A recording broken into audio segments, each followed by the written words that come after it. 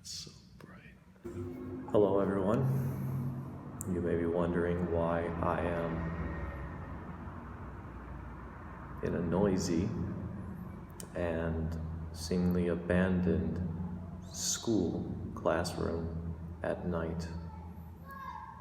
And I'm going to tell you guys about that in a future video, but I just want to make this video brief to talk about Christmas. I want to wish you all a Merry Christmas. I want to wish you all a Merry Christmas. And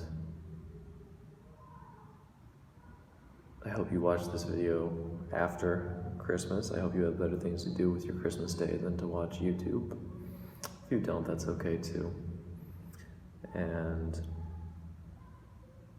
yeah, I just want to say hello and I love you all. Today has been the least Christmassy Christmas I have ever felt.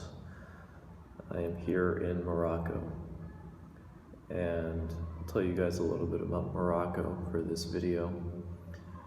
Morocco is a country in North Africa. It's on the west coast, and it's very warm here, by the way. Certainly warmer than home. Morocco as a country had a number of native peoples, the most prolific of which are the Amazigh people. They are also sometimes called the Berbers, but I recently learned that Berber is derived from barbarians, and I don't think it's sufficiently respectful to call them anything derived from barbarians, because I actually happen to have a lot of respect for these people since they were a nomadic and farming people. And well, I just think the nomadic way of life is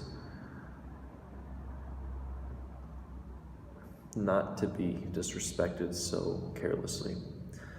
So don't call them the Berber, call them the Amazigh. That's what they call themselves, and in their language it means the free people. Parts of northern Morocco have been colonized by Spain at some point. Actually, I don't really know the timeline for everything in the history. I haven't paid that much attention, but I know that they've been colonized by the French, a little bit by the Spanish in the north, and now they are primarily Arabic and Muslim country. The population, at least genetically, is a mix of Arabic people and Amazigh people. They call themselves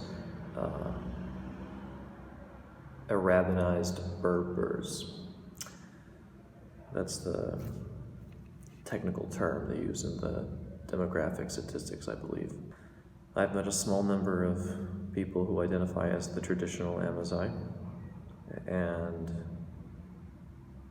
I think well, I've already paid my respects to the idea of nomad lifestyle and farming lifestyle, and I think that those people have suffered a lot from the modernization of their country. One thing that I thought was really interesting is I was told that they live in these large family homes. So one Amazigh man who was a tour guide told us that his family has 45 people living in, I say one house, but it's actually like 4 houses that are kind of interconnected. They actually build new houses as their family expands and connects them to the old ones, something like that. And the entire family, 3 generations at least, lives under a single roof. And when there's a new marriage, the wife comes to live with the family of the husband.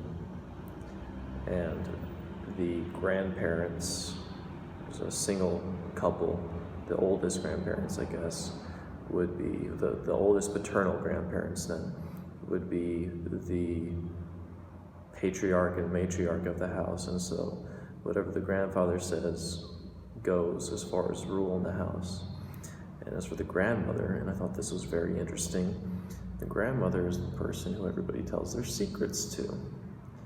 And you can imagine the utility of something like that. You can't tell your parents all your secrets, they're too close to you, but you do want somebody wiser and older.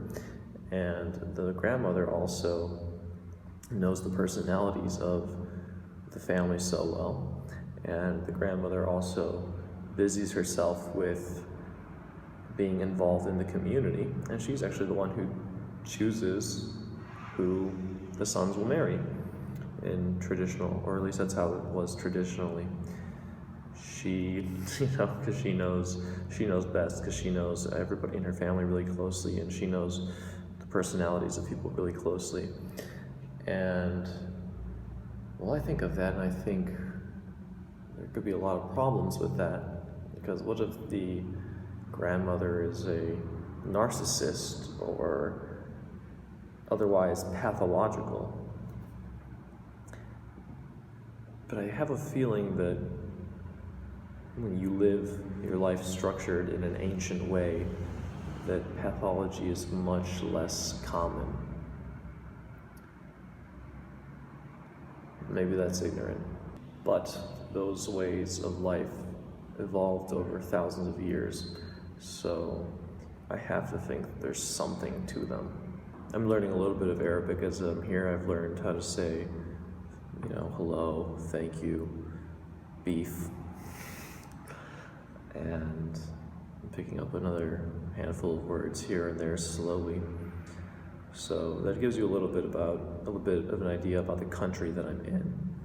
And I'd love to talk more about this, but I have a lot to tell you guys about the last month or so.